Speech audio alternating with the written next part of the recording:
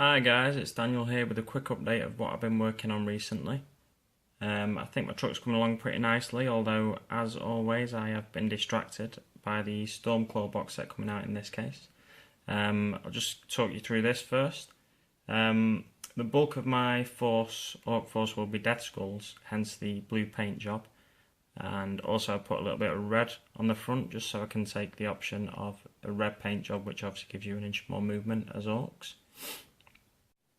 I think the checkerboard pattern on the Tower Rocks tracks at the front of the vehicle works quite nicely, and I will be replicating that on the other side. I'll just spin this around.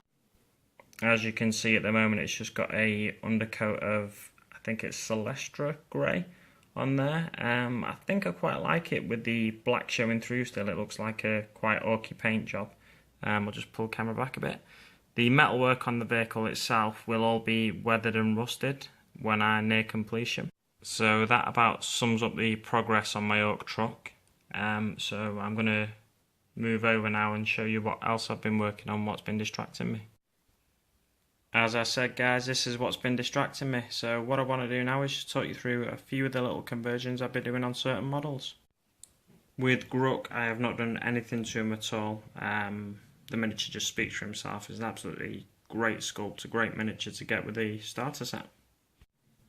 So first off, here's a couple of Rustgob's runts. The guy on the left, I think his head's from a fantasy goblin, and on the right I really like the head on this guy with the cigar sticking out of his mouth. It reminded me of the Flash Gits. So I wanted a base built specifically for him, like he's taken out a marine by himself. He's just stood on the power pack and shoulder pad there. And also with Rustgob himself, I've also taken, I think it's a Night Goblin head from Fantasy. But I've chopped the nose off to make it look more orky. I've tried to put in a few cavities there for the nasal cavities.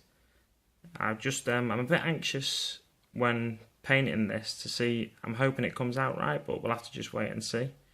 And the green stuff under the arm was just to reposition the arm. I've got the shells flying out there like he's just let off a few rounds. Got him with the attack squig, and on his back we have a boss pole with the grot prod sitting on top of it, just so he is still carrying that with him. With scratch skull knobs, I've not actually done too much so far. The only thing I have done, I've taken this guy from the Assault on Black Reach box set, I think, and I just thought he looked a bit plain the way he was. I got him off eBay. So what I've done, I've just strapped a las gun to his back so we can use that as a shooter. I think it's crazy not to take a shooter with knobs, just because it does give you that extra bit of range when you need it. And finally here we've got Crumpers Killer Cans, the bits that I've done most of the conversion work on. Just a little bit of a base in detail here with the power pack, the Space Marine power pack on there. If you look closely just here as well, I'm not sure you can see it too well, but I've actually got a skull, a Space Wolf head impaled on one of the tusks there coming from the killer can. Round the back I've just used some the tube from some till rollers, like a pipe that he's just making his way over, and I really like these miniatures. I wasn't too sure of them when I first saw them on the web store, but I really like the way when you pose them they just look like they're barreling forward. And the next one is the same again on the base with the pipe, a little bit of gravel around here just to cover a gap that I cut as I was cutting the till roll. It's cut wrong basically. It's got a curve in there, so I've put that in there just to cover that hole. A Space Marine helmet just dangling from the chains there. Just see that there. And that's about it for that one. Oh no, one more thing. I basically cut off these two sort of claw toes, and then I've pinned them back on so it looks a bit more like they are just clawing the way, like to get a bit more traction on this pipe as he's trying to get over that. And finally here we've got Crumper himself. This is one I've done most work on just because he's the character of the unit basically. As you can see, I'll just spin this round. I've got cork for his base,